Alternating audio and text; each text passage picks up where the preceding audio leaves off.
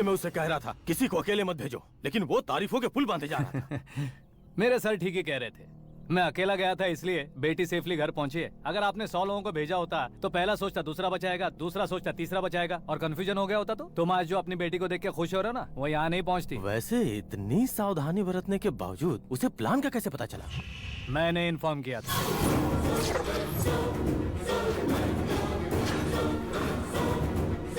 तुमने ही फंसाया, फिर तुमने ही बचाया। मेरी बेटी को मारना चाहता था क्या? गनी रेड्डी की उस हिम्मत को मारना चाहता था। वो कब अटैक करेगा सोचकर हमें नहीं डरना है सर। अब आगे जब भी वो अटैक करेगा वो 10 बार सोचेगा और डरेगा। इसीलिए मैंने उसे बुलवाया, मौत का सामना करवा कर वापस भेज दिया। मैंने जो किया आपको गलत लगे तो मेरे सर से शिकायत कीजिए, अगर सही लगे तो बेटी के लौटने का जश्न मनाइए।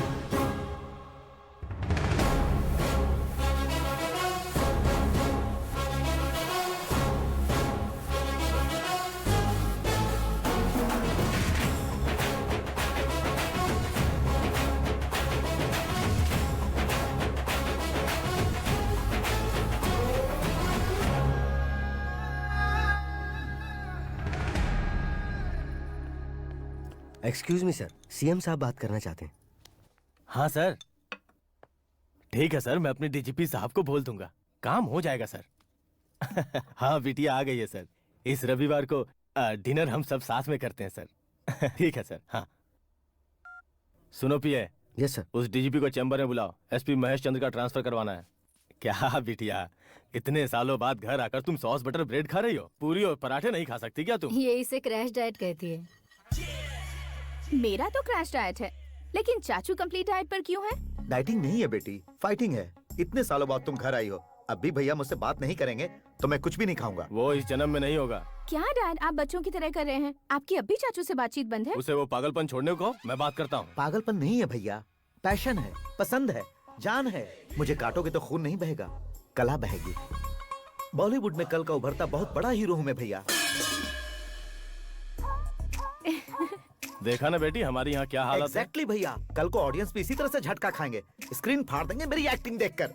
हाँ जेठ जी, आपके सामने थोड़ा शर्माते जरूर हैं, लेकिन ये एक हीरो से कम नहीं है।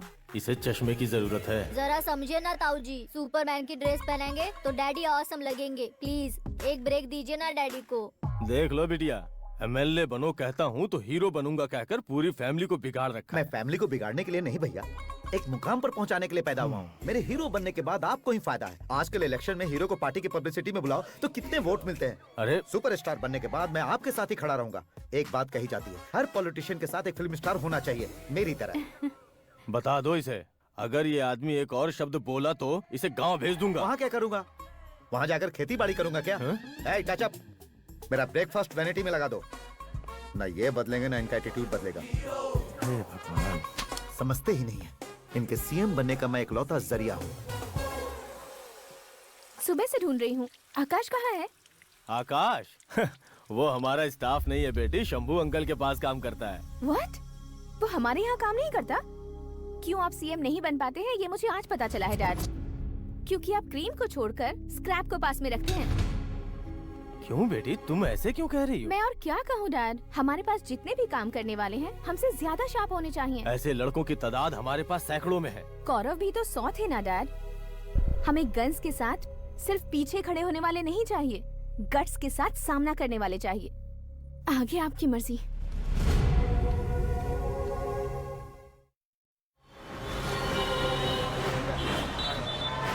हाँ भाई, आजकल मेरा धंधा एकदम बढ़िया चल रहा है और उसकी वजह मैं नहीं हूँ, अपना आकाश है। अब सिर्फ हैंड नहीं है मेरा, वो ब्रांड है। हेलो। हाँ बेटा। हाँ कौन बेटा? मैं बेटा, होम मिनिस्टर नागराज। हाँ सर, गुड मॉर्निंग। तुम कहाँ हो? सर को असेंबली लेकर जा रहा हूँ। ओह अच्छा, तो फिर मैं बाद में फोन करता हूँ। अरे कोई बात नहीं, वो फोन पर है, आप बोलिए। कुछ नहीं बेटा, तुम मेरे पास काम करोगे? क्या सर, आप जोक अच्छा कर लेते हैं। जोक नहीं है बेटा, सीरियसली पूछ रहा हूँ। सच में सर? तुम मेरे पास काम करोगे क्या? जल्दी बोलो। वो क्या है ना कि मुझे यहाँ पर सर महीने के 2 लाख देते हैं सर। मैं उसका डबल दूंगा। कब ज्वाइन करना है बताइए सर। तुम अभी आ सकते हो क्या? On the way sir.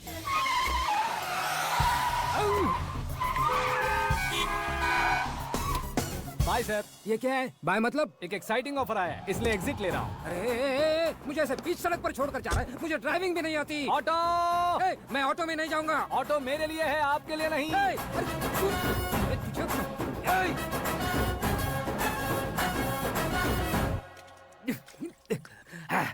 उसकी तो बीच सड़क पर छोड़कर चला गया।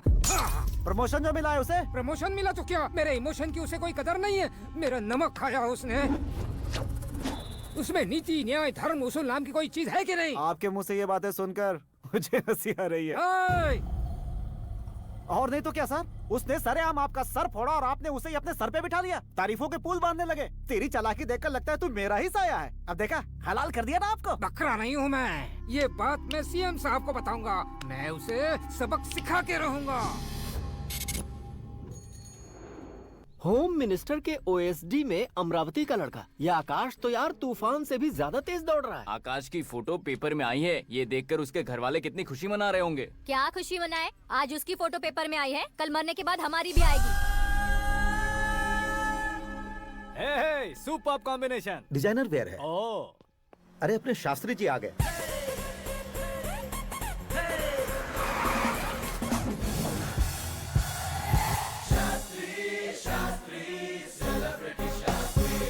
कौन है ये नैनो वाला? सेलिब्रिटी शास्त्री हैं, बहुत फेमस हैं। ओहो। सीएम और हमारे फैमिली डॉक्टर की तरफ फैमिली पंडित जी हैं। पंडित जी? हाँ। मुझे तो चाइनीज चोर जैसा लग रहा है। चाइनीज बहुत खाते ना। नमस्ते पंडित जी। हाँ नमस्कार। शीघ्र में सुपरस्टार प्राप्ति अस्तु। बस 10 सालों से आप आशीर्वाद ही दे रहे हैं पंडित जी, लेकिन आज तक आपका आशीर्वाद नहीं फला। समय नजदीक आ गया है, टचअप करके रेडी रहो ब्रेक के लिए। ये कौन है? आया हूँ तब से मेरी परिक्रमा किए जा रही है। न्यू एडमिशन है Pandit ji. Akash. I am Arjun with lots of गुण। साइलेंट फिल्म है। मुझ पर शक करता है ये, इसे तो पक्का सजा मिलेगी। साइलेंटली क्या बोला? आशीर्वाद दिया था सर कि आप एक्शन हीरो बनेंगे। हाँ, दो आशीर्वाद दो। क्या शास्त्री जी? नमस्ते मंत्री जी। नमस्ते। लड़के वाले नहीं आए? हाँ आ गए हैं। आपको तो पता ही है ना कि मैं लोगों से ज्यादा समय पर भरोसा करता हूँ। हाँ। राहु काल था ना, इसलिए कुछ देर के लिए मैंने उन्हें टर्निंग पर ही रुकने को बोल दिया। हाँ वो तो है ना, ये आदमी मुहूर्त देखे बिना वॉशरूम भी नहीं जाता है। घर बसाने के लिए शास्त्रों का ध्यान रखना तो जरूरी है ना। हाँ वो तो है। ये इस तरह जोकर बन के क्यों खड़ा है बहू? वो लोग क्या सर्कस देखने आ रहे हैं? भैया ऑडियंस के सामने कलाकार की बेइज्जती नहीं। तू काहे का कलाकार है रे? तुझ में ना शक्ल है ना अकल है। भैया कंट्रोल। अरे क्या कंट्रोल करूं मैं? एक और बार अगर तूने एक्टिंग की बात की ना तो तुझे धक्के मारकर बाहर निकाल दूंगा। 40 करोड़ खर्चा करके 400 वोट पाकर जीतने वाला, जो इंसान ठीक से शपथ पत्र भी नहीं पढ़ सकता है, वो एक्टिंग के बारे में क्या जान सकता है? ये कैसी बातें कर रहे हो? ये तुम्हारे भैया हैं। मंत्री की मंत्रा चुप कर। अरे सर जी, डिस्टर्ब मत करो। ये क्या सिद्धेश्वर जी, ये किस तरह से बात कर रहे हैं आप? बिना शादी के तुम हाफ सेंचुरी क्रॉस कर चुके हो, तुम मुझे क्या समझाओगे? ये सब क्या है? मेरी तरह शादी न करने वालों को बोलने का हक भी नहीं है क्या? ये क्या है जी? आप पागल हो गए हो? पागल नहीं हुआ हूँ, तुम सबको पागल बनाने वाला हूँ।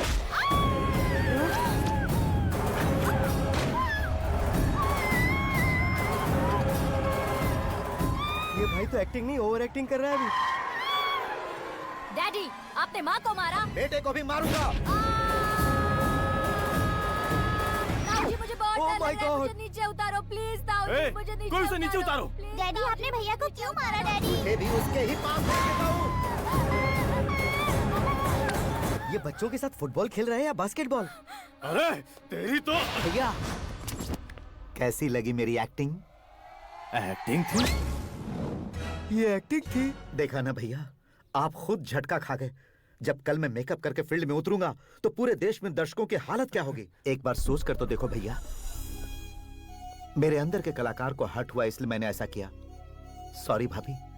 माँ जैसी भाभी को मैंने गलत कहा, लेकिन मैंने नहीं, मेरे अंदर के कलाकार ने। बढ़िया है, तुम्हारे अंदर के कलाकार ने मुझे लात नहीं मारी। आप क्यों जिद पकड़कर बैठे? हीरो बनने के अलावा कुछ समझ में नहीं आता। मुझे बहुत गुस्सा आता है भैया। आंखों से जो शत्रु नहीं दिखते उससे वास्तविकता में लड़ता हूं भैया। 10 सालों से हो रहे इंतजार का फ्रस्ट्रेशन है। हो सके तो माफ कर देना या खुद मुझे सजा देना, लेकिन मेरे अंदर के कलाकार को पहचान दो भैया, पहचान दो। ओहो सिद्धेश्वर जी, कहाँ कम करना है कहाँ जोर देना है जानने वाले कोई महान एक्टर कहते हैं। सर मैं आपका फैन हो गया हूँ। एक सेकंड सर, बस एक सेकंड सर।